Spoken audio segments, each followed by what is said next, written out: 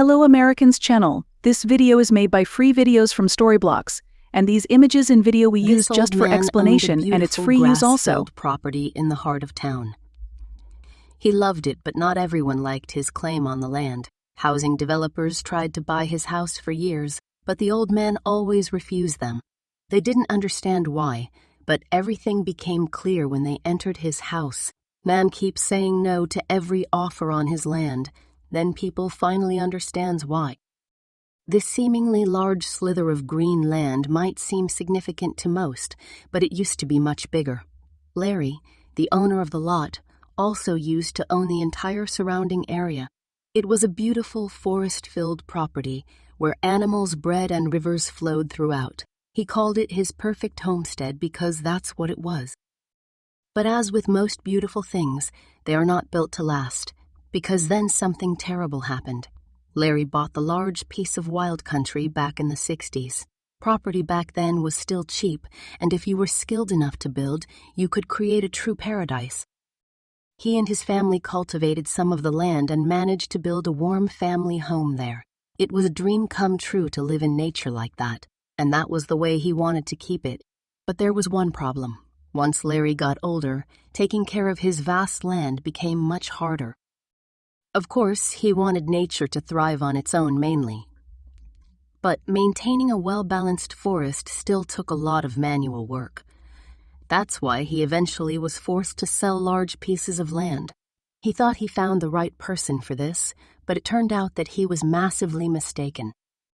The buyer seemed like a genuine guy at first. He told Larry that he was a profound nature lover and would make it his life's mission to preserve his beautiful wild land as much as possible. Larry thought that he found a friend who shared his beliefs, a man who truly cared about his homestead as he did. But unfortunately, all of it was a lie, because this man had ulterior motives. Almost instantly after signing over the deeds to this supposed friend, things started changing. Larry saw trees disappearing on the edges of his forest and more people in suits driving across the land. And when Larry asked about it, the buyer kept making up excuses. He said that these men were from organizations that helped preserve land. It was how the world worked nowadays, but Larry knew better. Larry quickly discovered that the buyer was selling all the property to housing developers for profit. Piece by piece, the surrounding area around his house was auctioned off to the highest bidder. Larry tried to stop the process, but the contract he signed was watertight, and Larry was powerless to stop any of it. "I should have read the fine prints better," he later stated. But the man's friendly demeanor tricked the aging Larry. The old man was heartbroken. He had made this place what it was, the area that his family called home, and now he was forced to witness how corporate people destroyed every inch of it. Larry felt a fiery anger build up inside him, a fire that would stick with him for a long time. And what these developers did not realize was that this anger would soon cause them major problems. After that moment of realization that caused his initial anger, he made a promise to himself, a commitment to never sell this last piece of land that he owned, not to friends, not to anyone. It didn't matter how much the forest around him changed, this previous piece would remain the same. It was the area on which he had built his family home, but he had an extra special reason for it. Larry decided to keep this reason a secret. But when the developers eventually found out, they were left in shock. Over the years that followed, the surrounding area did just what he was afraid of. It changed dramatically. Bit by bit, he saw every piece of forest change into an urban area. An entire town was created on the once peaceful forest floor. Populations of birds disappeared and baggers relocated. It was a sad sight. But besides the everlasting change, one thing remained the same. Larry had kept his vow. Between the concrete car parking and the ugly gray apartment buildings, his green lot of land remained as it had been all those years ago. He kept the grassland in perfect condition. So perfect, in fact, that the green from his grass made it look almost fluorescent compared to the dull gray buildings beside it when viewed from the sky, a weird green center in the heart of town. At this point, Larry had reached the old age of 80, and he was starting to feel it in his bones.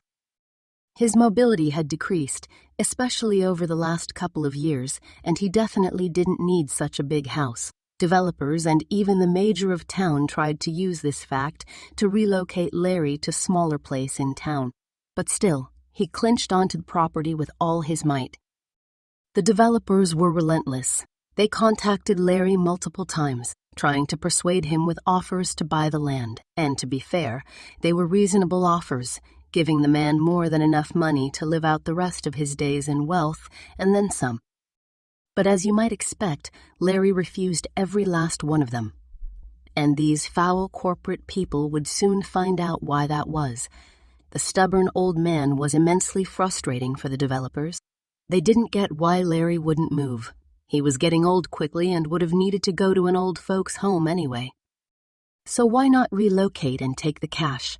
But that lack of understanding was because he hadn't seen the inside yet, and when the developers did, they understood completely.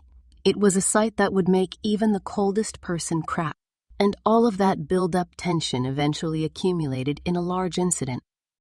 Most of the time, the developers just called or sent letters, but that ship had sailed when it came to Larry's case.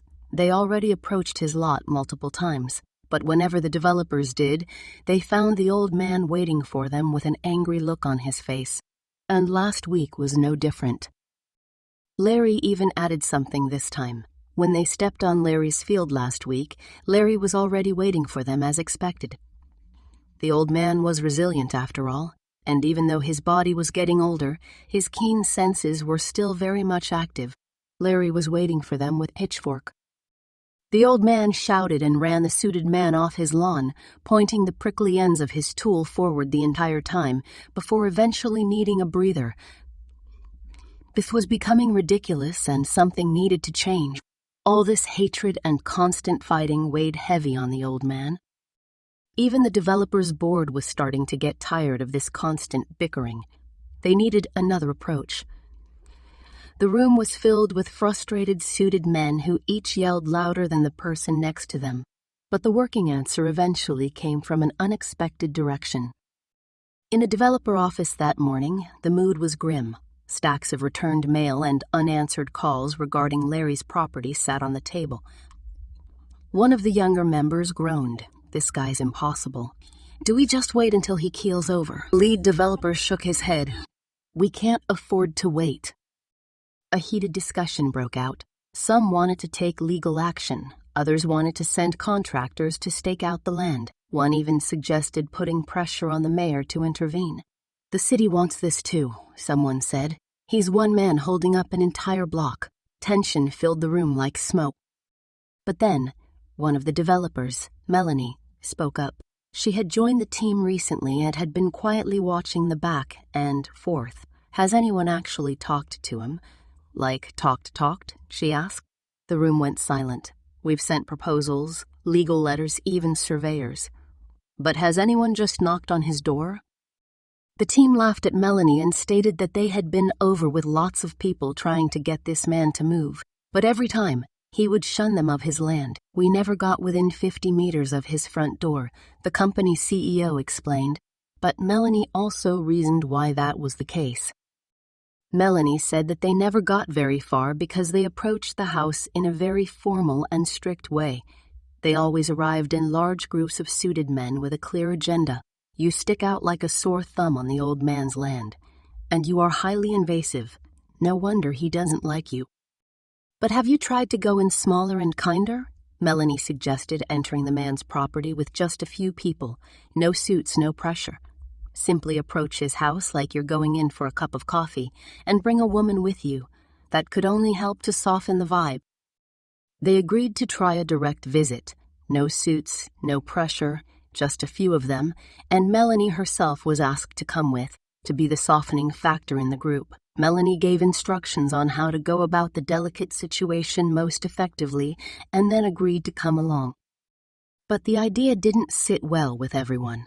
Jason, the project lead, who was trying to get a hold of the land from the start, still believed Larry would never change his mind. "This guy threatened us with a pitchfork, remember?" he said. "You think small talk's gonna fix that?" Despite Jason's resistance, the group voted to try. But what they did not know was that Jason already made his own plans.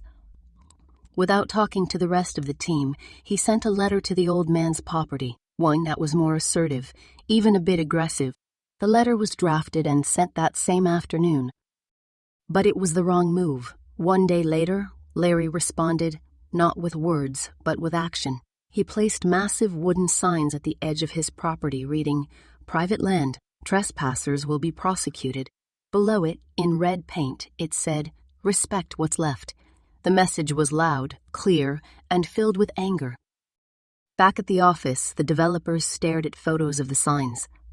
It was clear that someone disobeyed the plan and provoked the elderly man, and after a few rounds of questioning, Jason stepped forward, admitting that he messed up. "I was frustrated and didn't believe Melanie's plan could work. I'm sorry."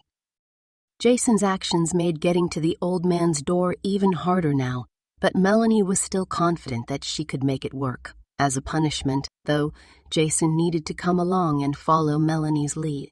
He had to prove he could work well with others and follow orders. "This is your redemption," the CO said. That night, Jason stayed late. Alone in the office, he read over Larry's rejection letters again. This time, he noticed something.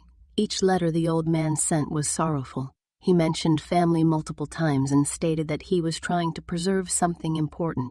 Maybe this wasn't just about land. Maybe they'd missed the whole point. Jason called Melanie the next morning. "You were right," he said. "We need to try this your way." He admitted that they'd been too forceful, treating Larry like an obstacle instead of a person. "Let's go out there," he added. "Just a couple of us, no contracts, no plans, just talk." The team agreed. Jason, Melanie, and one junior developer would go. No suits, no briefcases, just an honest visit. They rehearsed what they'd say, and Jason made one last call to the mayor's office asking for space and patience. "We may have found another way in," he said, and for the first time, he believed it. That faithful morning, they arrived at the old man's land, just like they did many times. They saw the signs, and each of the 3 members felt their heart rate rise just a bit as they walked past them. Jason was surprised that they could reach the old man's front door without any trouble this time. Maybe Melanie was onto something. Melanie, Jason, and their junior employees stepped up a few steps leading to the old man's door and swallowed deeply as a unit. Jason straightened the fold in his hoodie and rang the doorbell. And to his surprise, Larry opened up. He looked at them and sighed calmly. Larry asked for the group's intent, even though he already knew why they had come by. Streets close or not, the face of capitalism could not be kept hidden from this old man. But the way the developers talked to Larry this time made him less defensive. They told Larry that they just wanted to talk in person. There were no pushy tactics, just a conversation. Larry grunted 2 times and then invited them inside. None of the developers ever set foot in the old man's house. This was a first for them, and they were very curious to see the inside after all this time. They wondered for years what was so special about the place. But that was because they only saw the house's plain exterior. Some jokingly speculated that the inside was made out of pure gold, but none of them could have ever imagined this. Larry opened the door further, indicating to the man that they were allowed to step inside. "Follow me," he said. Larry walked at a surprisingly fast pace and guided them through the house. He wanted to talk in his study, but that room was in the back of the house, so they had to walk through a large section of the home before they got there. And what they saw was incredible. The men peeked into every room they passed on the way over to the study where Larry was leading them, and with each room they viewed, their eyes widened more. This house was unlike anything they had ever seen. The outside may have looked plain, but the inside was far from it. In some ways, it didn't even feel like a house at all. They got more intrigued by the minute. The developer's intrigue was not piqued by the room's beauty. There was no gold, and there were no valuable artifacts on pedestals present. What intrigued the men inside was how odd these rooms were. They weren't decorated like you might expect. Each room was spotless and well kept. That was clear instantly. But none of them seemed like rooms Larry could live in. "What is this place?" one of them whispered. All the rooms were different, like most rooms typically are. But these rooms were decorated quite strangely. One of the first rooms they witnessed was bright pink from floor to ceiling and filled to the brim with stuffed bunnies. It was almost like the saturation in the room was cranked up to 100. It almost hurt their eye. The developers looked at one another with confused looks, but the tour was far from done. Another room was covered in vines and large plants, making it feel like a botanical garden. The humidity in this space was crazy high, making sweat instantly break out on the men's backs. Butterflies were roaming freely, and bees were pollinating flowers everywhere they looked. The sight of it all was weirdly intriguing, but the men still did not understand the meaning behind it. But that was about to change. There was even a room that was filled with newspapers. And we're not talking about a floor covered in folded open news articles. No, there were papers stacked almost as high as the ceiling, leaving only narrow corridors between the piles to walk through. One of the developers saw that one of the papers dated back over 40 years. The place seemed almost magical, like something you saw in a movie. Each one of the rooms had a different look that was distinctive and weird in its own way. But there was one thing all rooms in the house had in common.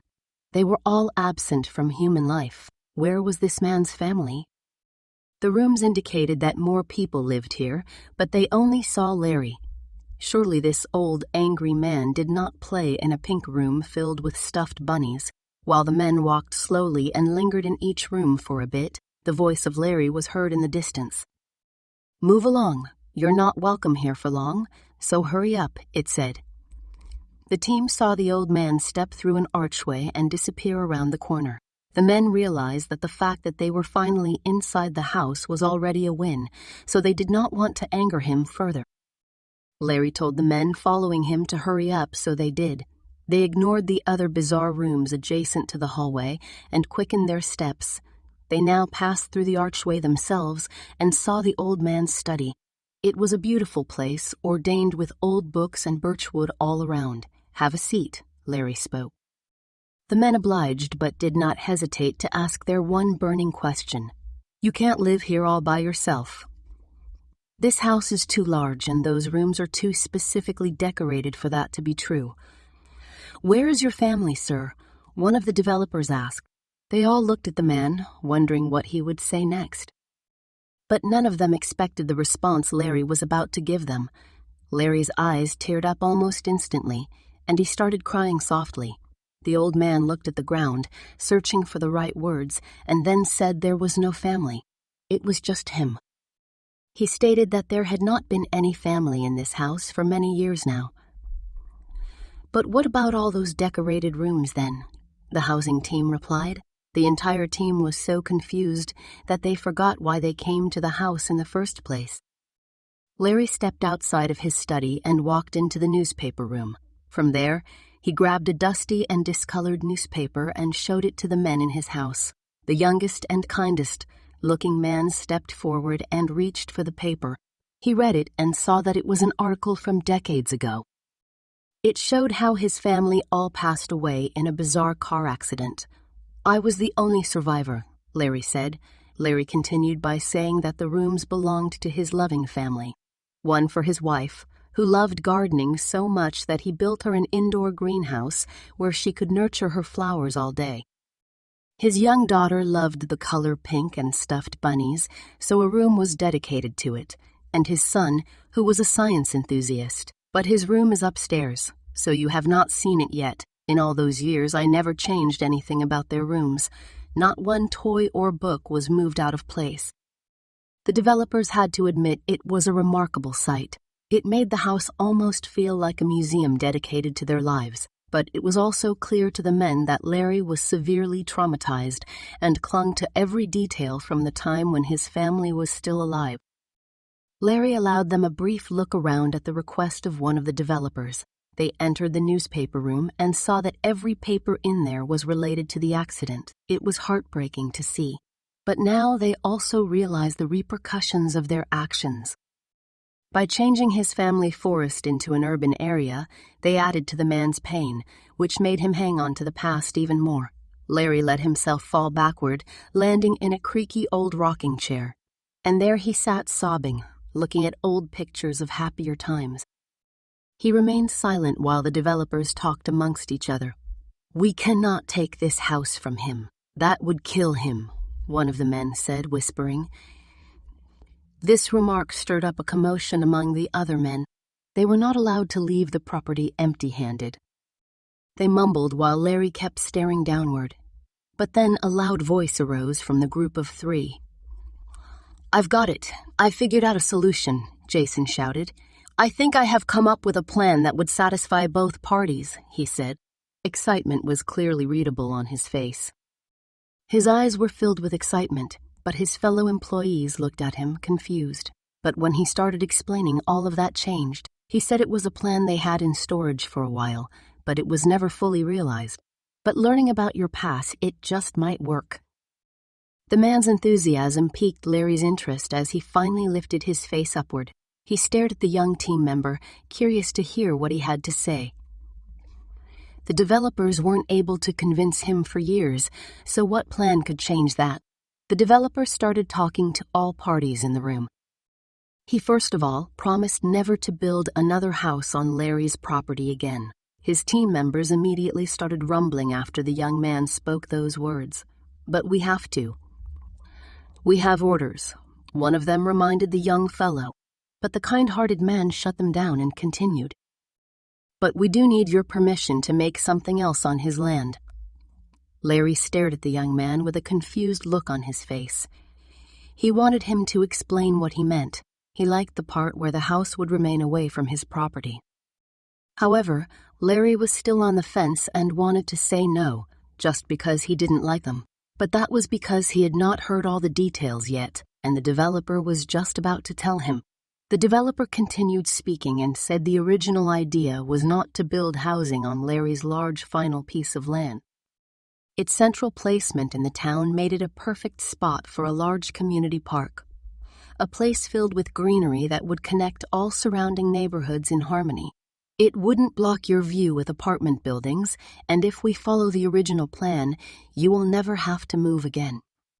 But to make this park a reality, they needed Larry's last large piece of land to build on. The large strip of land would be divided into a personal living quarter for him with his own private garden.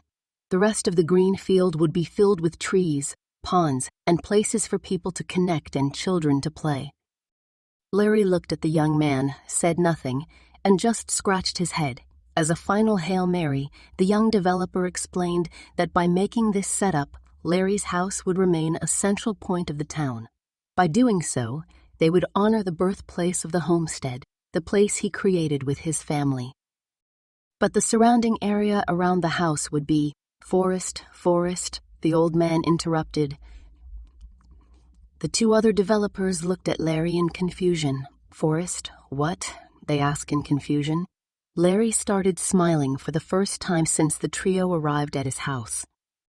The old man said that if they brought back nature, it would be like the forest was around his home again, and the thought of that connected deeply with the old man. It would almost be like it was before all of this. Tears filled Larry's eyes once more, but this time they were not filled with sadness. This time they were filled with pure joy. Many years ago, he promised his wife to always respect and care for the land they bought together. It was their pride and joy, and Larry loved walking through nature with his wife. The thought of some of that vibe returning to the area felt wonderful to the old man. "Will it be like a forest?" Larry asked the young developer leading the conversation. The leading developer answered, "Yes, a forest vibe is what we will go for since it best suits the town's history. It still has to be a park for kids to play in, so small playgrounds are inevitable. But we want to keep the rural forest feeling alive, because that is what fits with this area." The idea brought a broad smile to Larry's face, and after that, the old man didn't need much more convincing. The atmosphere in Larry's house changed dramatically after that. The grumpy old man seemed to have disappeared, and a cooperative version of Larry arose from within him. They agreed and shook hands. Larry hoped that this time he would not be lied to like before. Since the last time he trusted a stranger, he forgot to read the fine print and got screwed over. But after reading the contract, everything seemed fine this time. Papers were signed, and every party was happy for the first time in years. After a few weeks, the rebuilding of Larry's property started, and within a year, the town's park was realized in its entirety. It was beautiful, with large lakes and plenty of wild trees that used to grow in the forest surrounding his family home, making him feel at home instantly. The fact that the park was done also came with an extra welcome surprise for the now satisfied Larry. At first, the old man was a bit hesitant. The park was stunning and definitely resembled the beauty his forest property had before, but still, he wondered if he had not given up too much. He always was a very private man, preferring the company of animals and greenery over the company of people. And now he agreed to complete strangers roaming around his pasture. Was this decision wise? He was about to find out. Eventually, he stepped out of his house and walked into the finished park for the first time. After walking around for 10 minutes, he started to relax. The birds in the trees and the squirrels between the dense bushes made him feel at home. Some children played in the back, but their laughter only added to the serenity. But then he felt something bumping against the back of his leg. Larry looked toward the ground and saw that a ball lay beside him. "It must be from one of the kids around here," the old man said to himself. He picked up the ball and said with a kind voice, "All right, whose aim needs some work." Larry heard laughing in the area, and a child about 20 feet away eventually shouted at him, asking Larry to kick it back. Larry obliged. Larry placed the ball on the ground again and gently kicked it, rolling it toward the boy. The boy smiled as he received the perfect pass. "You are pretty good, mister," the kid said kindly, before running off. It was nice to see the smile of an innocent child, Larry thought to himself. But what Larry did not expect was the boy's mother. The kind-faced woman saw Larry's interaction with her son. The mother smiled as she stepped up to Larry. She introduced herself and said she saw him coming out of the central house. Larry nodded and said that he lived there. But the woman already knew this. The housing developers made sure that everyone in town knew that Larry was the one who donated his property for the park, and when she saw Larry playing with her kid, she wanted to thank him. The mother said that the park brought her son much happiness. The urban area around the park had little place for him to play outside, and the busy streets filled with cars made it dangerous for him to do so. Here, she could walk with her son and kick the ball around safely while enjoying the lush greenery. "For that, I would like to offer you something in return," she said. She said that she was a caretaker for the local retirement home. "Don't worry, I'm not here to chase you out of your house and into an old folks' home," the woman said, laughing. Instead, she offered to help Larry around the house in her free time. "And if you need help with your health, I can also provide that," the woman said. Larry couldn't believe this kindness and was at a loss for words. Larry had to admit that even simple things were getting tough to manage at his age, and his aching back had been bothering him more and more lately. The gesture was so kind and unselfish. It made him realize how much resentment he held on to for all those years, and how one act of kindness could brighten your day just like that. Larry mumbled to himself at first, but then looked up and smiled. He accepted the woman's offer. Details of their arrangement would soon follow. At least that was what Larry thought would happen. The boy's mother, however, was not much of a thinker. She liked to act and get things done. So when Larry opened his door the next day, he saw the woman already standing on his doorstep. "Hello, Larry," she said kindly.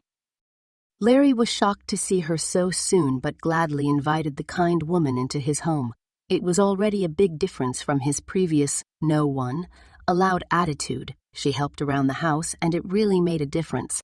Over time, Larry's friendship with the woman whom he came to know as Lena grew. She had a warm personality and was a good listener. Even her son visited Larry's house frequently. Larry even left his property from time to visit Lena's family, which was new for the old man. Before this, Larry hardly ever left his land in fear of people taking it away from him. But now Larry felt happy again. He was looking forward to the future. And when that realization sank in, something changed inside the mind of the stubborn old man. Something that would change his outlook on life. Lena's care finally gave him the courage to start cleaning out the old rooms in his house. It was hard at first. Larry held on to the never-changing rooms for so long that it was difficult to change things. But by doing so, he felt the weight being lifted from his heart. He was looking toward the future, and by doing so, he was dealing with the trauma from his past. With each box he packed and memory he preserved, Larry felt lighter. The rooms once frozen in time slowly transformed into places of warmth and new purpose. Where once stood silent shrines to the past, now stood spaces alive with possibility. Rooms ready to welcome laughter, conversation, and perhaps one day, even family again. On a sunny morning, Larry walked through the park, now teeming with life. Birds chirped, children laughed, and the scent of wildflowers filled the air. He paused under a tree and smiled, hand resting on the bark. The past would always be part of him, but now, for the first time in decades, so was hope.